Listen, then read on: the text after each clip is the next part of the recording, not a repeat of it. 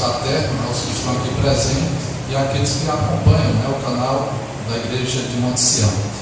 Eu os convido a abrirem as Sagradas Escrituras em Mateus, o Evangelho segundo Mateus, novamente o capítulo 13, e veremos hoje duas parábolas lá de Mateus capítulo 13, dos versículos 31 até o 35.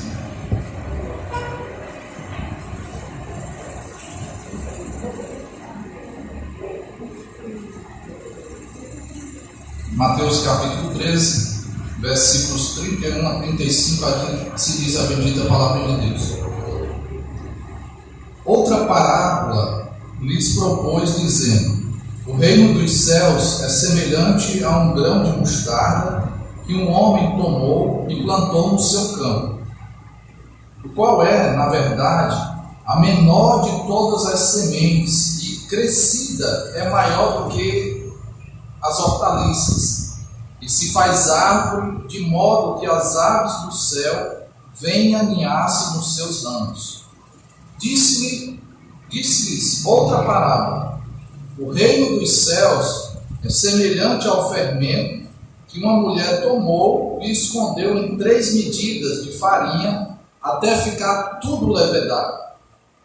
Todas estas coisas disse Jesus às multidões por parábolas, e sem parábolas nada lhes dizia, para que se cumprisse o que foi dito por intermédio do profeta: abrirei em parábolas a minha boca, publicarei coisas ocultas desde a criação do mundo. Gostaria que 2 irmãos ou irmãs voluntariamente orem ao Senhor e peçam que o Senhor nos traga iluminação desse texto. Oremos.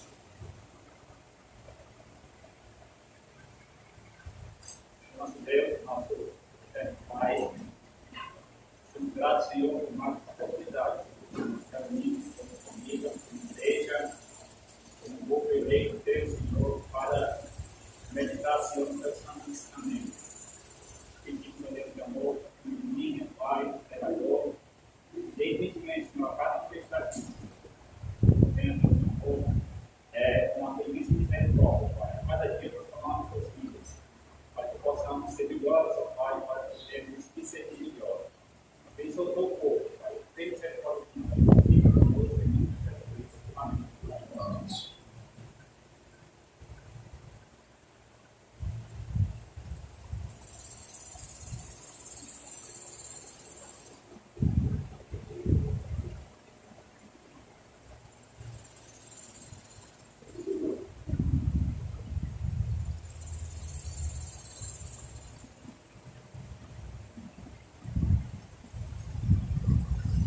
Senhor nosso Deus, Pai, Senhor da nossa vida, Senhor dos exércitos, rendemos graças, Senhor, porque nos concede esse privilégio nesta manhã, ó Pai, estar na tua santa casa de oração, poder, ó Pai, estar confessando as nossas faltas a Ti, Senhor, e nós te rogamos, Senhor, que tenha misericórdia do povo da tua igreja.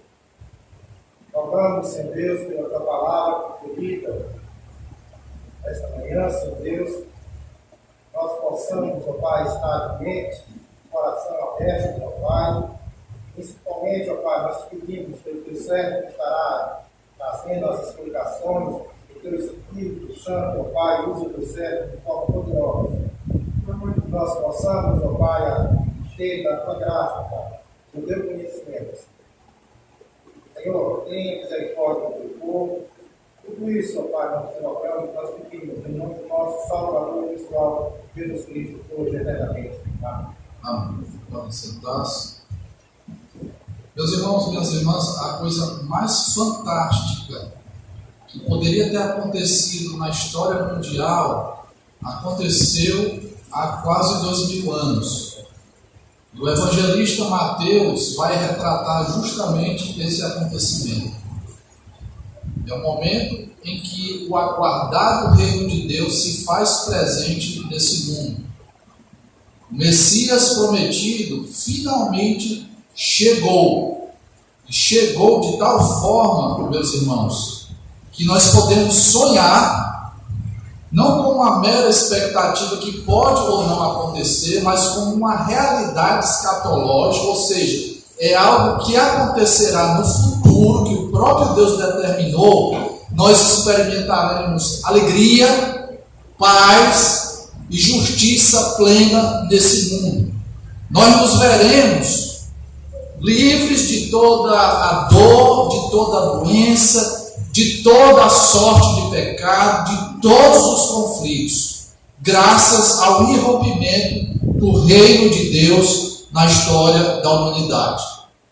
Irmãos, no capítulo 13, nós vimos que Jesus Cristo, no terceiro momento de discursos, ele vai ensinar as multidões que naturalmente o seguiam, usando um recurso literário chamado de parábolas.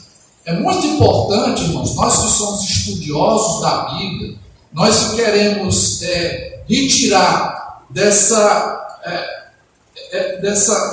tão rica fonte pepitas de ouro, nós precisamos, quando lemos um texto, nós precisamos identificar qual é a categoria desse texto. Isso é muito importante, irmãos.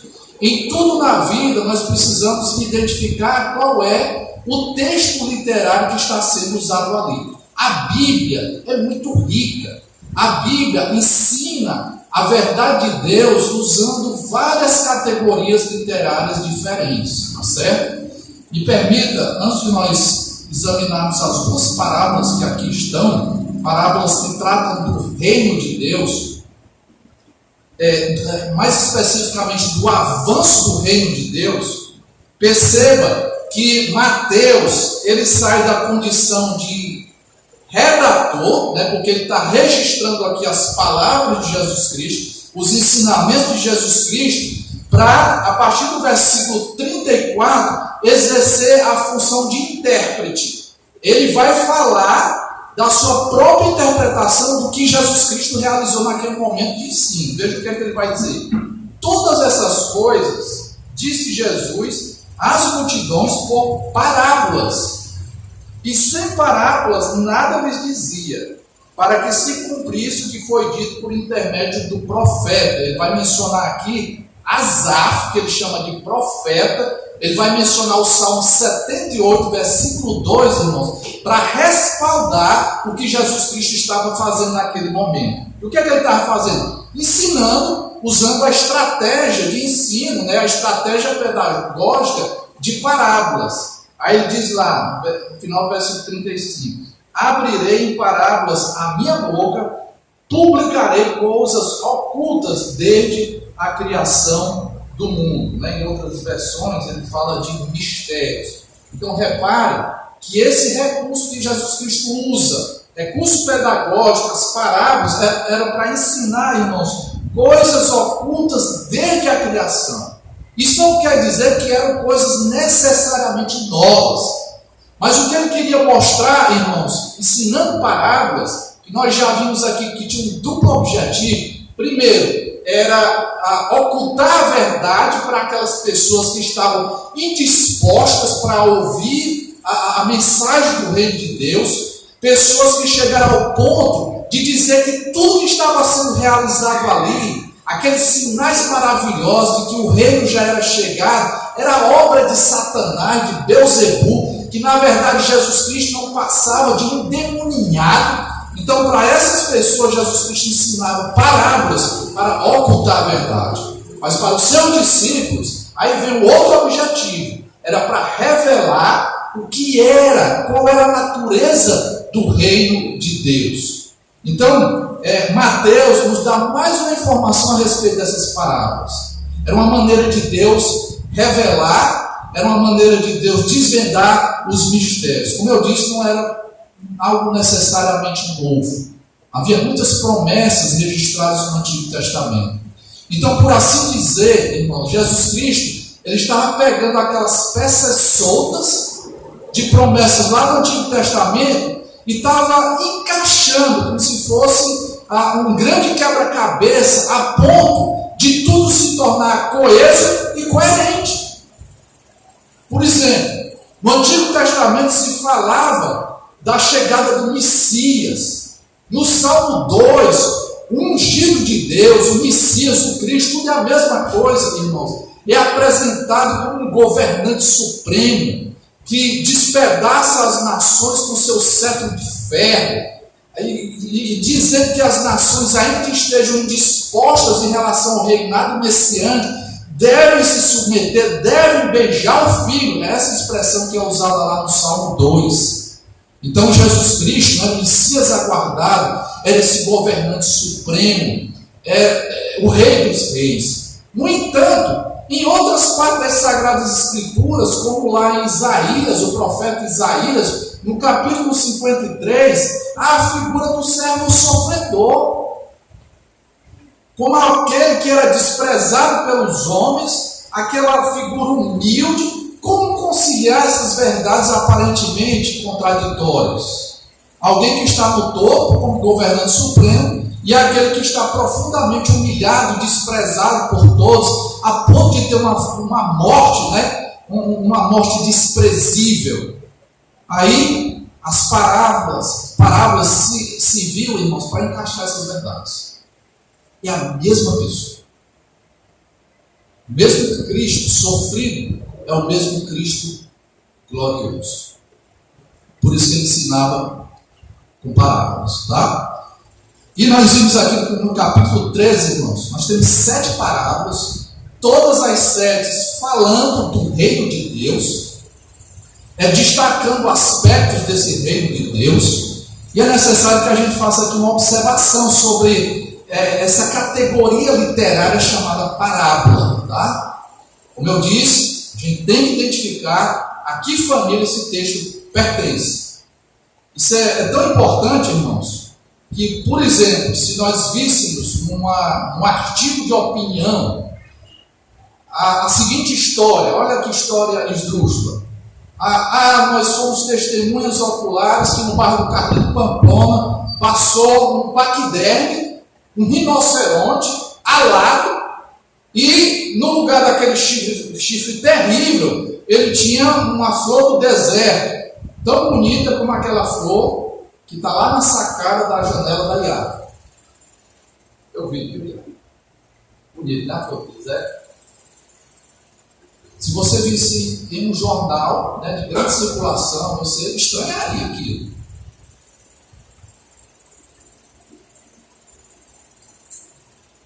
Mas se tivesse a seguinte forma: era uma vez um rinoceronte alado, isso não causaria estranhamento, porque você perceberia que mudou o gênero literário. É um conto fantástico e não um artigo de opinião. A Bíblia, irmãos, tem literatura apocalíptica, tem os salmos, que a gente deve ter cuidado quando vai examinar o livro dos salmos, porque tem várias famílias que a gente está aprendendo aqui às quintas-feiras. E a parábola, irmãos, ela tem uma característica interessante, esse gênero literário chamado parábola. Os detalhes que aparecem, você não pode dar significado. Infelizmente levou muitos anos para a igreja, no começo da igreja, alguns intérpretes da Bíblia foram tentados e cederam a interpretação de querer dar significado a toda a ambientação do cenário da parábola. Por exemplo, a parábola que Jesus Cristo contou do grão de mostarda, vai aparecer as aves do céu. Então, alguns intérpretes entenderam o seguinte: aqui tem que ter um significado. Aves do céu tem que ter algum significado que está por trás disso. Aí alguns entenderam que eram os gentios. Essa árvore, que ganha um certo porte, ela vai empoleirar vários pássaros, e esses pássaros são gentios. Outros vão dizer que essas aves aqui são os demônios. Então perceba que se você não tiver cuidado, você vai até entender essa parábola, que é de caráter positivo, vai entender como se fosse algo negativo. você vai entender que essa árvore que nasce a partir de uma semente pequenininha, desprezível, irmãos, que vai tolerar várias aves, na verdade é a igreja de Deus que está contaminada por demônios, por coisas inconvenientes. Infelizmente, a maioria dos nossos irmãos dispensacionalistas, entenderam aves no sentido negativo. Eles disseram o seguinte: mas essas aves vão aparecer lá na outra parábola, na parábola do semeador. Lembra-se? Que ele vai tirando aqui do bornal, espalhando a semente, e uma parte dessa semente cai à beira do caminho e vem as aves dos céus e devoram. E Jesus Cristo interpretou naquela parábola de que aves dos céus eram Satanás e seus agentes roubando a boa semente do Evangelho. Uma outra parábola, e nem sempre a mesma figura que é usada tem sempre o mesmo significado. Deixa eu explicar melhor. Por exemplo, a figura do leão, ela é apresentada tanto para Satanás quanto para Jesus Cristo. Você lembra que Satanás é comparado a um leão que está ali espreitando o servo de Deus, na expectativa de devorá-lo. No entanto, lá no livro de Apocalipse, Jesus Cristo é apresentado como o leão da tribo de Judá. Então, cuidado com isso, para você não cometer aqui equívocos. Pastor, o que é que significa essas aves aqui? É só um detalhe.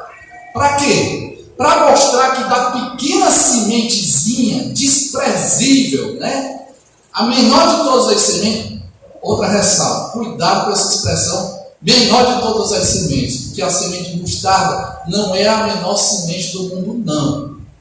Aí aqueles que desprezam a Bíblia como palavra de Deus, vão aparentemente achar que aqui eu encontrei o calcanhar de Aquiles dos protestantes. Eu não disse que esse livro é um grande embuste, que esse livro foi escrito por pessoas e que não há o elemento divino desse livro. A semente de mostarda não é a menor semente do mundo, e Jesus Cristo está dizendo que é. Aqui é a palavra de Deus. Jesus Cristo usou um recurso, irmãos, que a gente chama de hipérbole. O que é hipérbole? É um recurso estilístico em que você exagera a coisa, Imagine uma situação de aniversário, e aí, para sua surpresa, deu muita gente no aniversário seu, do seu filho. Aí você comenta, assim, até meio que empolgado, aí diz: olha, como é que foi o aniversário? Foi bom? Foi. Estava todo mundo lá. Esse todo mundo lá, você não vai entender todas as pessoas, Você quer dizer com isso que havia muita gente presente lá no seu aniversário, tá certo? Então Jesus Cristo usa essa figura de hiperbólica para identificar que uma sementezinha surgiu uma árvore com um certo porte, a ponto de aninhar as aves do céu, tá? Então, parábola, irmãos, esse arrazoado todinho é para te dizer que nessa parábola e na outra há um único ensinamento, falando sobre o reino de Deus. Que ensinamento é esse? Que esse reino aparentemente desprezível, ele vai se expandir a ponto de se tornar uma árvore de certo porte. Dr. Sproul, em poucas palavras, ele diz o seguinte, resumindo a primeira parábola: pequeno, mas em crescimento. Dr. Cássio, ele vai dizer o seguinte: essa parábola sugere crescimento extenso. Vamos pensar um pouco. Jesus Cristo ensinando, curando, os sinais do reino de Deus estavam presentes. Está ali o Messias, o rei dos reis. Não havia dificuldade para o judeu entender que viria o Messias. Agora, o problema é que com Jesus Cristo houve uma quebra de expectativa. Olha, o reino de Deus, eu imagino que quando ele viesse, ele viria como algo apoteótico, como algo visível, um reino milenar que se expandiria de tal forma que os judeus estariam novamente como cabeça de todo mundo. Nós ocuparíamos novamente uma posição semelhante à que nós desfrutamos na época lá do rei Davi, e mais ainda no ápice com o seu filho, o filho de Davi, que foi Salomão. Aí vem o Messias, e ele disse que nós devemos perdoar os nossos inimigos. Irmãos, isso foi tão, mexeu tanto na cabeça das pessoas, que mesmo o servo de Deus, como João Batista, quando ele foi preso, ele entrou num processo de crise, e mandou seu discípulo, vai lá e pergunta a Jesus se é ele a quem nós aguardamos, ou nós temos que esperar outro. Aí Jesus Cristo apontou para os sinais. Aí digam lá para ele, que os cegos veem, os coxos andam, os leprosos são purificados, e o reino de Deus é pregado para aquelas pessoas mais carentes, para os pobres. O reino de Deus é chegado. Mas houve essa quebra de expectativa, irmãos. E talvez os discípulos ficaram preocupados. Olha, esse reino parece que não vai se expandir, não. Parece que não vai alavancar, não. É tão modesto, é tão mirrado. Tem aparecido tantas oposições. O que é esse movimento de Jesus Cristo frente às grandes religiões que já ocupavam o espaço do Império Romano naqueles dias? Aquele panteão de divindades, de Zeus, e as pessoas se dobrando, inclusive, no culto ao imperador. E outros, se você fosse um soldado romano, um legionário romano, um centurião, você provavelmente seria partidário de uma seita do mitraísmo, Você prestaria honra e adoração ao deus Mitra, que é uma entidade militar. Por isso que havia dificuldade do crente, dos dias antigos, ingressar no serviço militar, porque era muito envolvido na idolatria, irmãos. As seitas de mistérios. O que é o cristianismo frente a essas coisas? Melhor dizer, o reino de Deus frente a essas manifestações. Mas veja como o tempo passa. Todas essas religiões passaram. E o reino de Deus está presente. Monte Sião se explica porque, ainda que o reino começou modesto, desprezível como a semente de mostarda, veja que isso cresceu. Mas isso foi uma dificuldade para os primeiros discípulos. O Senhor Jesus Cristo, muitas vezes, no sermão duro, diz para aquelas pessoas que estavam de alguma forma lhe acompanhando. Ele ouviu dos seus próprios discípulos: Senhor, essas palavras são duras de serem ouvidas. Aí Jesus Cristo disse para eles: vocês querem ir embora? Pode ir embora. Alguns discípulos, dos quais alguns eram apóstolos. Cadê esse reino de Deus? Irmãos, quando Jesus Cristo morreu, ressuscitou, ascendeu aos céus, 50 dias depois, no dia de Pentecostes, o Espírito de Deus foi derramado. E num só dia, houve um acréscimo, irmãos, extraordinário. De pelo menos 3.000 pessoas, se contavam os homens, fora as mulheres que se converteram no sermão de um matuto lá da Galileia, um palestino. E esse reino foi se expandindo, se expandindo, se expandindo. Pequeno, mas em crescimento. Pastor, o que isso tem a ver comigo? Irmãos, essa extensão do reino de Deus, que vai ganhando corpo ao longo da história, da caminhada do povo de Deus nesse mundo desgraçado. Ora, nós percebemos que a igreja está ali mirradinha, oprimida, perseguida, mas ela explode de tal forma que vai crescendo cada vez mais. Mas parece, irmãos, que em alguns momentos da história da igreja, parece que essa igreja fracassou. Se distanciou muito do grande Messias. Aí Deus usa, por exemplo, pessoas para trazer a reforma protestante. Os grandes avivamentos que aconteceram no século XVI, XVII, XVIII.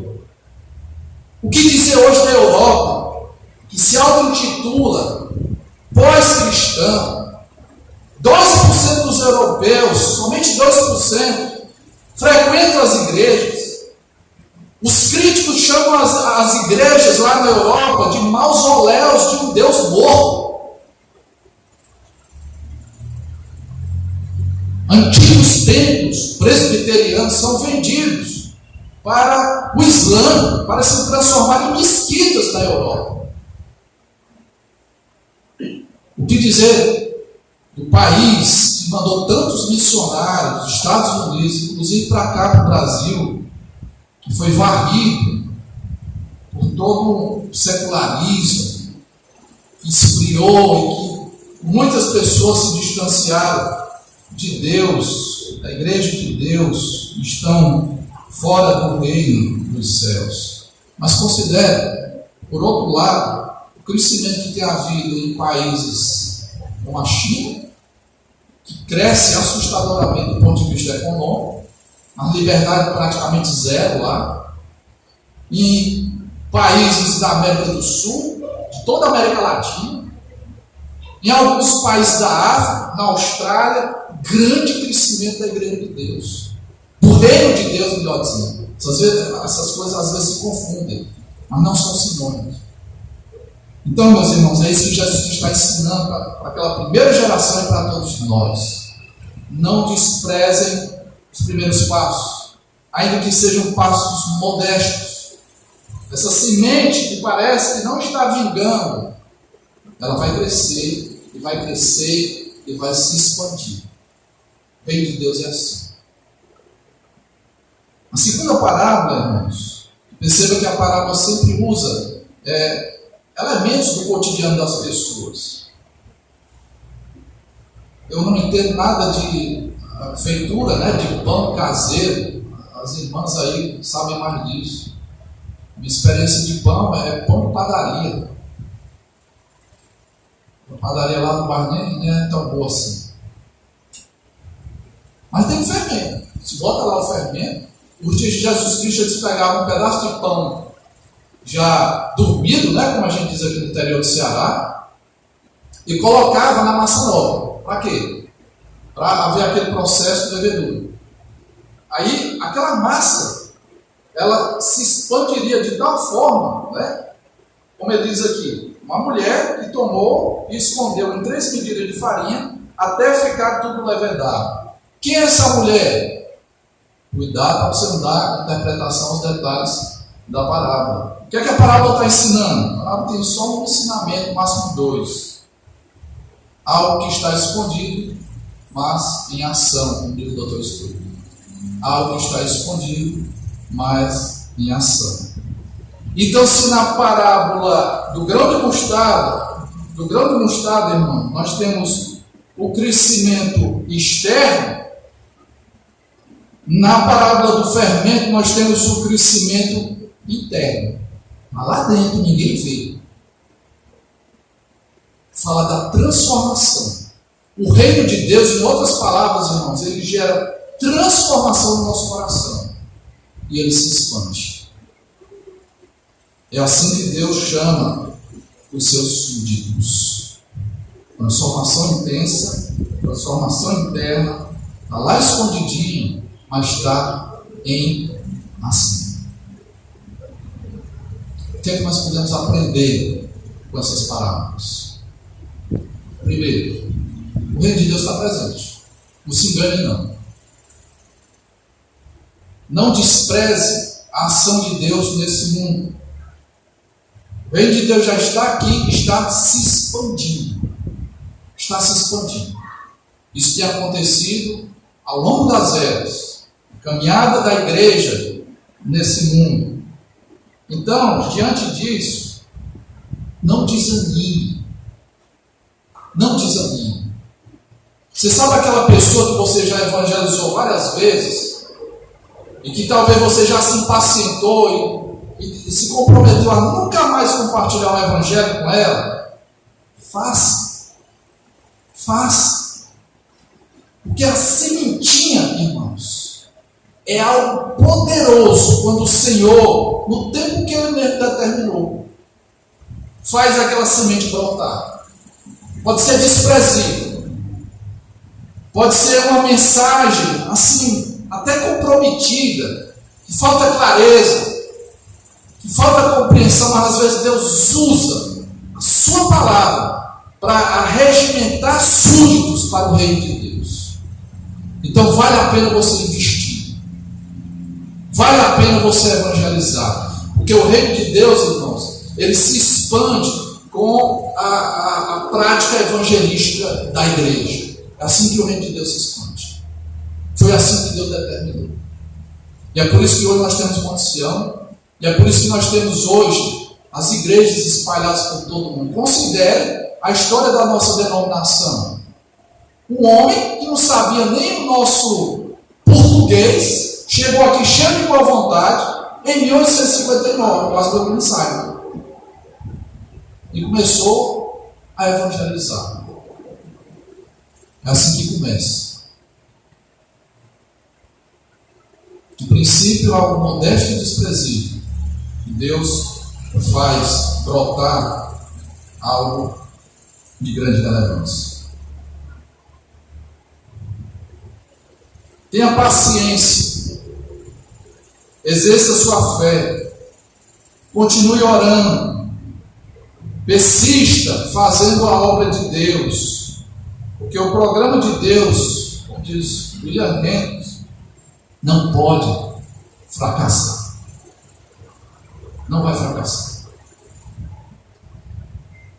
Essa semana eu fui testemunha ocular de uma coisa tão bela. Não posso dar muitos detalhes para não expor as pessoas. Mas uma pessoa que orava por uma determinada bênção que se estabelecesse na vida daquela família. Anos e anos orando por isso. E hoje é realidade.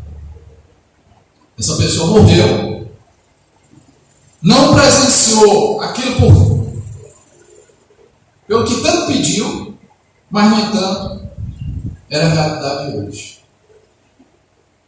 Persevere.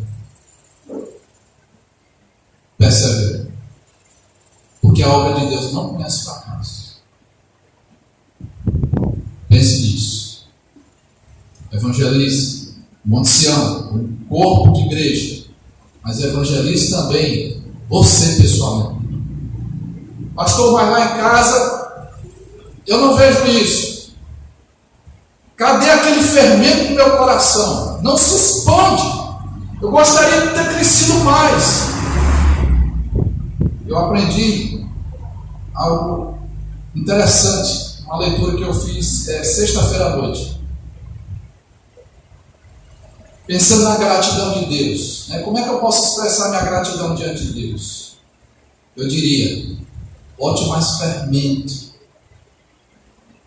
para que você se santifique cada vez mais para o Senhor.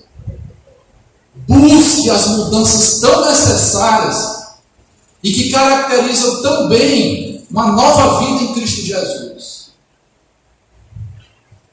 O Reino de Deus faz isso. Muda e transforma completamente os nossos corações. Pense nisso. Pastor, mas não adianta, os meus filhos, a minha esposa, o meu esposo, eles são duros. Lance a boa semente do Evangelho.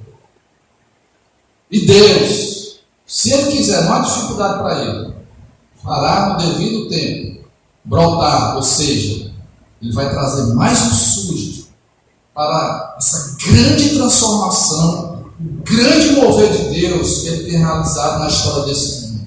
O reino de Deus já é presente e é vitorioso. Que Deus nos abençoe. Amém.